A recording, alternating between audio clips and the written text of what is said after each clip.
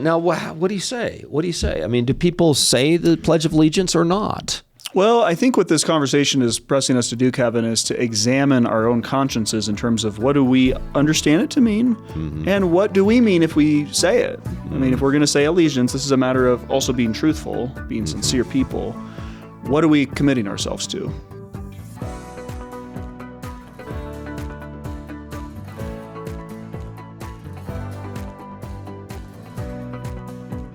And welcome, friends, to Generations. Kevin Swanson with you as well. Josh Wiso is with us. He is pastor of a church out here in the Eastern Plains of Colorado where we fellowship, and also he is director of our publications ministry here with Generations. Welcome, Josh. Good to have you here again with us.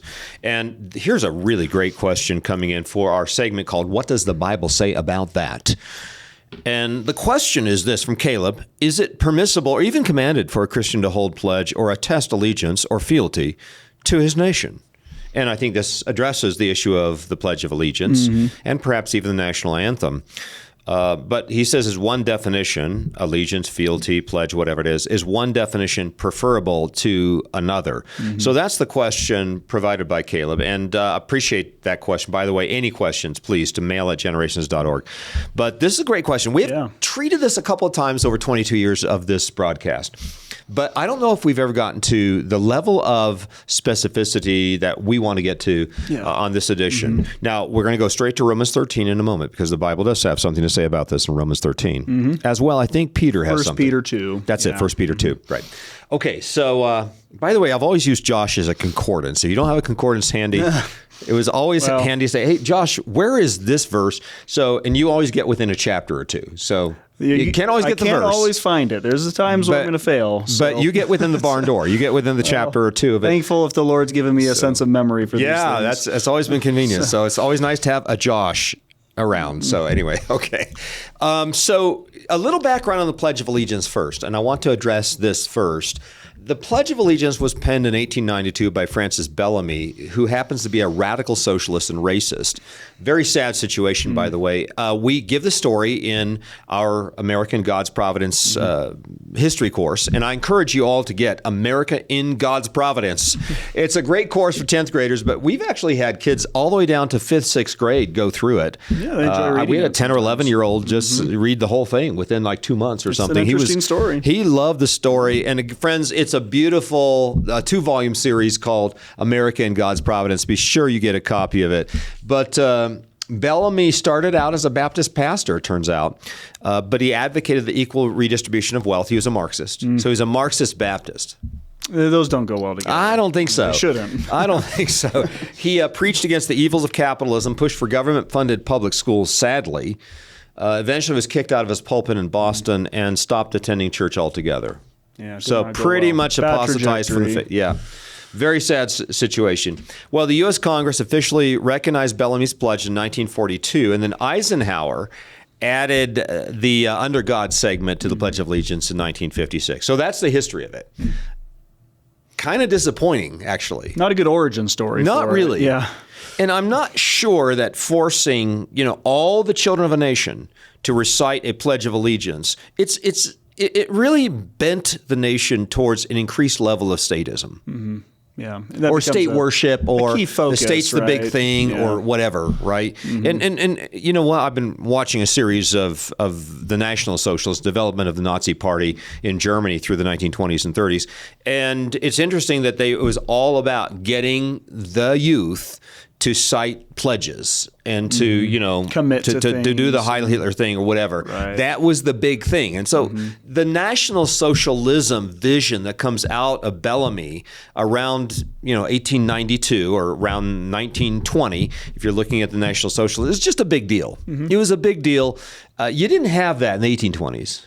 Yeah. You didn't have that in the 1720s. You didn't have that in the 1620s. They had a sense of civic responsibility back then. I mean, if you read about people's love of nation and their concern for the well-being of it, they had that. But forcing 52 million kids to say the Pledge of Allegiance every day. Yeah, it's a new thing in terms. That was a new thing. Outworking in America. It was a development of the big government state, and people began to really shift their allegiances less to family and church and more so to the rising state, which appears to be what Francis Bellamy was about. And we know that like pre-war between the states, you had people, particularly maybe in the South, that had more of a commitment to their state than the federal level. And probably now we tend to think of nation, federal level, kind of first, almost before we think about state, and that's another shift. In the South, more likely to say a Pledge of Allegiance to Virginia or perhaps, South Carolina or something like that. But now here's the question: should Christians pledge allegiance to this nation? Now, on the one hand, it is important to say, yes, I do commit. Now, the word pledge doesn't exactly mean vow or oath. It does appear to be a lesser statement than a vow. It's not like a marriage vow. Because like a vow in a biblical sense would require a commitment made before God, usually referencing Him as the one holding you accountable. We have one nation under God mentioned, but we're not saying I ask God to hold me accountable to this commitment. It's not So quite it is. the same So it's a thing. promise. It seems to be a promise, a solemn promise is what one dictionary definition gave me for pledge. Or a commitment, or a verbal commitment. Yeah. Now, is it appropriate to give verbal commitments? We do that a lot in life. We do it. But I think also Jesus said, let your yes be yes and your no, no, no. That you can fulfill what you say. That you're actually fulfilling what you say. Yeah. Now, one of the challenges with the Pledge of Allegiance is it actually doesn't give you the extent to which we will commit our loyalties. Yes. To That's do what? one of the challenges. Pledge allegiance how much? to do what? To do what? Yeah. To like everything?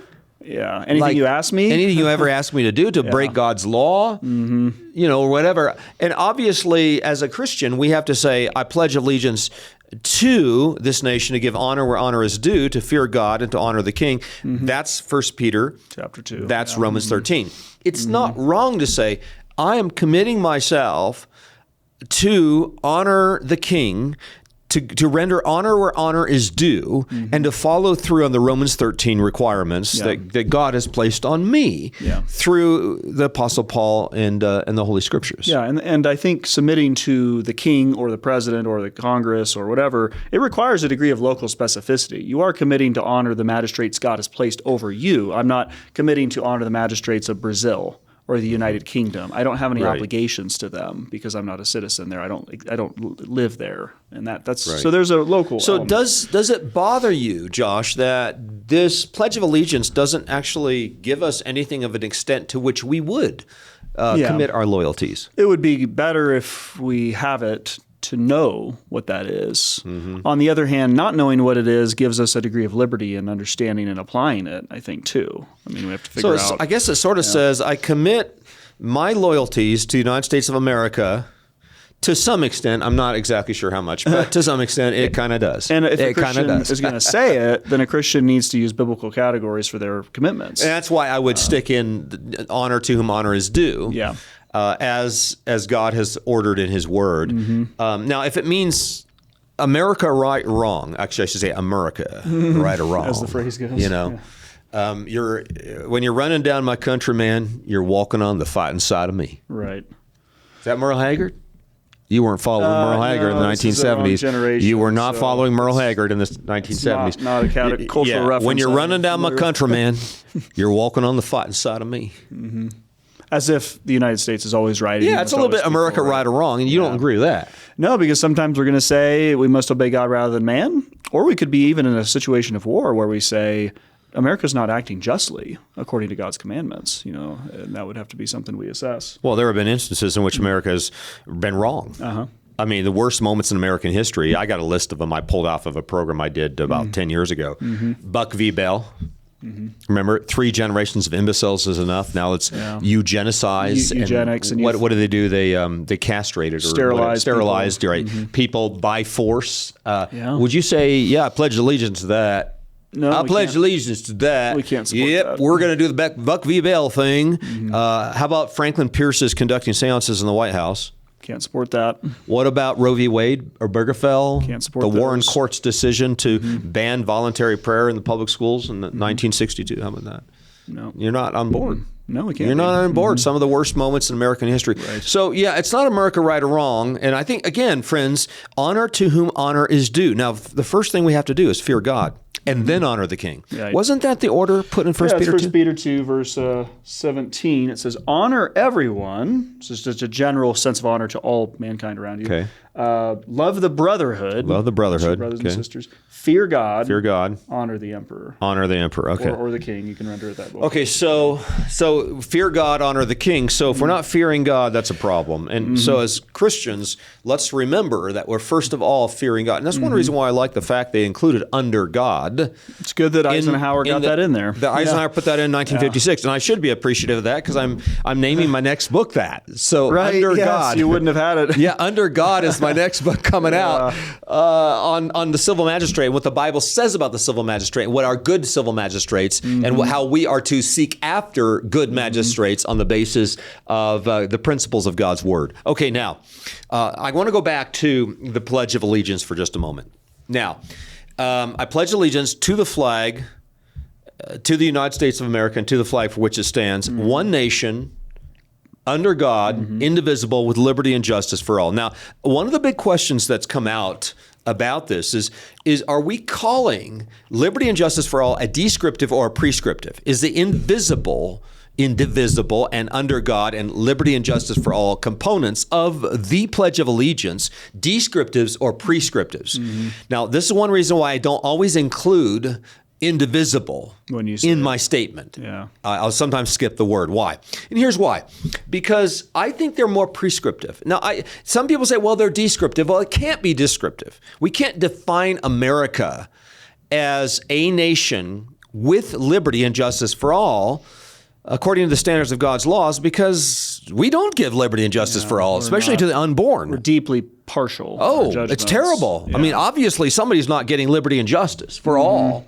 If 12 to 14 million unborn children are being slaughtered by abortifacients and abortion every year. Well, and interestingly, Kevin, the socialists would actually also have to struggle with that because they might believe that liberty and justice means redistribution of wealth, which we're not doing to the extent that we ought to. Right, and we don't have liberty and justice. Because they've got a different definition. They got the have Marxist their own definition, prescriptive they want that we don't yet They've have. got a demonic descriptive of liberty and justice versus God's law. Okay, as do most antinomian churches in America who are more Marxist than they are submitting to the righteousness of God's laws. Okay, so now I think what it is, now this is my take. My take is that when we say indivisible under God with liberty and justice for all, what we're saying is that that's the way it should be. We desire it to be this way. Well, it's the same for under God. I mean, on one hand, it's true that all nations are under God, but in the sense of ideal, what we mean is a nation that submits to God, Submitting and honors to God and honors it's not God. doing it as it should. Not so much. Yeah. Not so much. So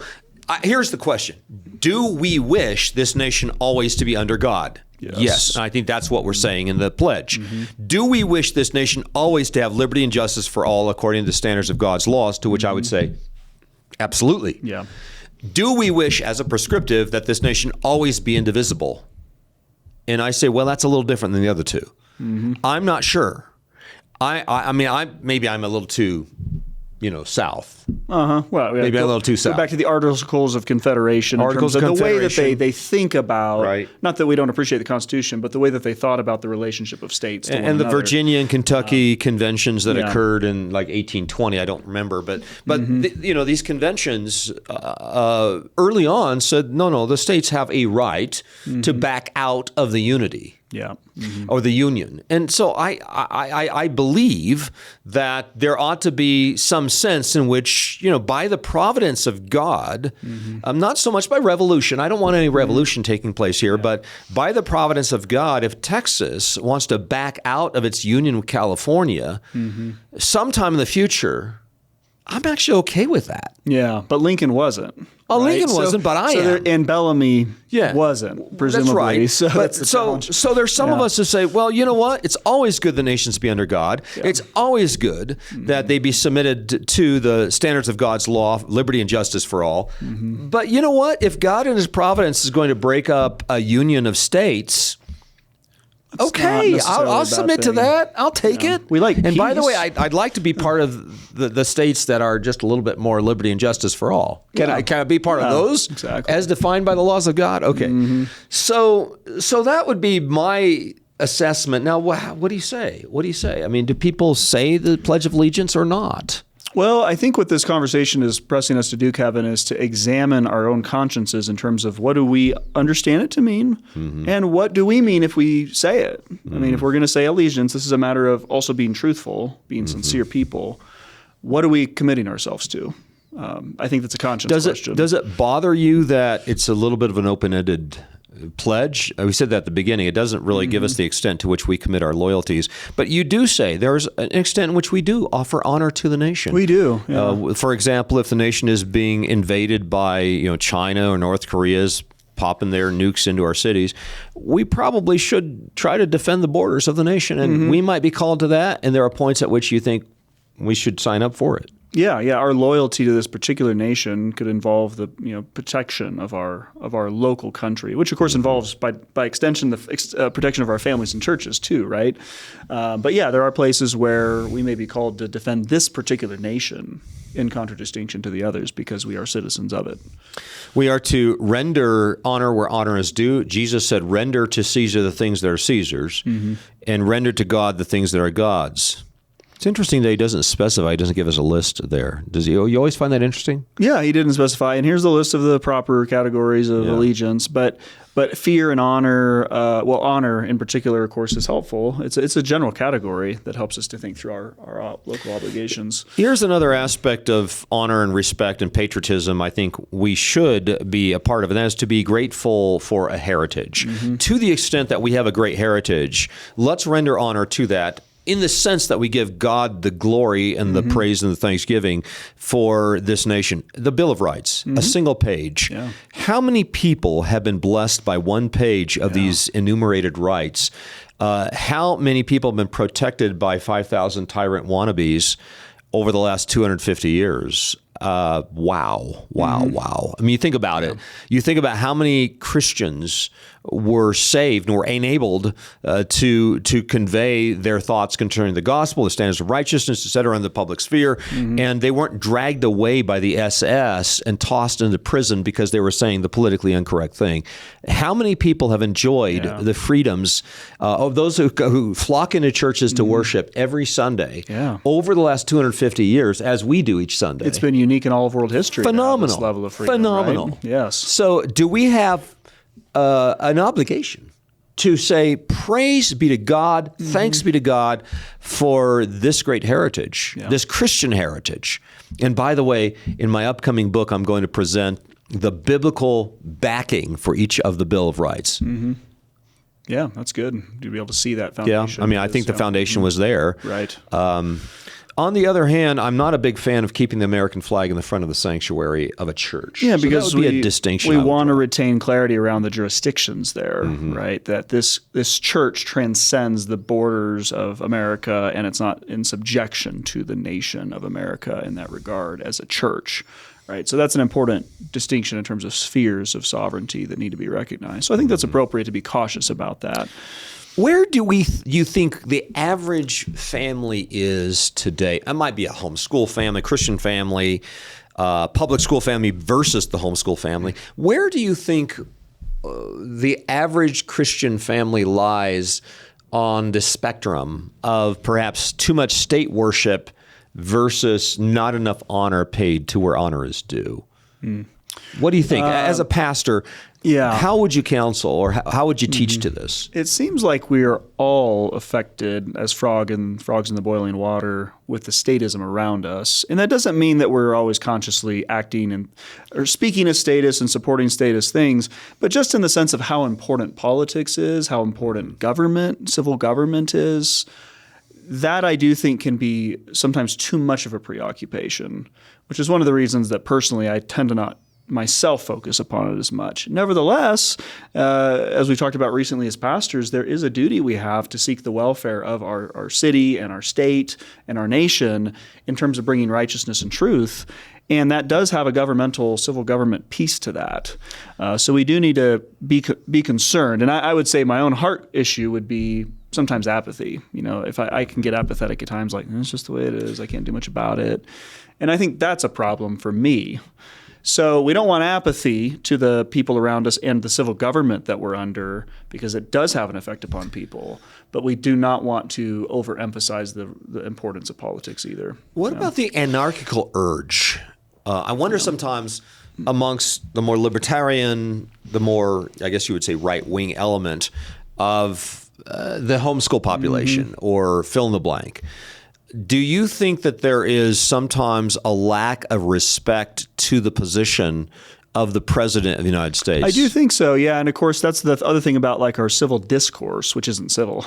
It's uncivil civil discourse, in the sense that if you look at social media and the way that public people are treated. It's pretty rough. It's pretty rough. Like, there's really no honor for anybody at all if you don't Except agree self. with them. Except It's like self. Self and gets that, all the honor. That is damaging, which I sometimes wonder, like, would it be better if we had a little bit more of that, like, dignity and honor of the monarchy in the UK? Not that I'm advocating for monarchy, but at least there's a sense of, like, respect or gravity. I think gravity would be a good thing to restore, and we don't have much of that, sadly. Well, I mean, I think one of the answers to that is that we turn on the spigot. Right, supplications, prayers, intercessions, and giving of thanks, and that's for sympathy the spigot, too. Turn on the spigot, right? And as much as we're doing that, right, for everybody in authority, for all men, but especially those in authority, we bring that back into our homes and our churches. It's probably the best thing we can do. Because, like, let's say we really dislike our president at this or that point in time. To pray for that president from a spiritual perspective and pray spiritual priorities for that man, that's helpful in reshaping our thinking. Like, this man is important. He has an important role. And still the minister of God. Still here. a minister of God here. And let's pray that he honors God. He's converted if he's not a Christian. All these kinds of things I think are important. So prayer is a good way to reshape our thinking around this. So in conclusion, in terms of the recitation of the Pledge of Allegiance, you believe that should be a matter of Christian liberty. That's how I'm presently viewing it, Kevin. As we talked through some of the language again, it seems to me that it's interesting to me how many people pledge allegiance, but from radically different perspectives and understandings of truth and justice under God. Now, how many people are insincere as they say it, I don't know. But it seems like so many people are interpreting this thing according to their own presuppositions. So the question is, can we in good conscience pledge allegiance, and what do we mean by it? I think are questions that every Christian ought to answer. But my present perspective is that I wouldn't bind somebody's conscience on saying it or not saying it. Perhaps more thought will help us with this. So apply the Romans 14 liberty to the Romans 13 obligation in this area. I think so. That's what I'm seeing right now. Okay, well, we're going to conclude it right there, friends. Apply Romans 14 liberty to the Romans 13 obligation to honor those to whom honor is due when reciting the Pledge of Allegiance to the United States. That wraps up this edition of Generations, and this edition is another installment of What Does the Bible Say About That? And if you have a question about anything in the world relating to anything, and you want to ask that question, what does the Bible say about that? Just simply email us at mail@generations.org. And also recommend to you America in God's Providence, a great little series we put together for understanding a Christian perspective, a biblical perspective of 400 years of this nation's history, contained in America in God's Providence, available at generations.org. This is Kevin Swanson, inviting you back again next time as we continue to lay down a vision for the next generation. This has been a production of the Generations Media Network. For more information, go to generations.org/media.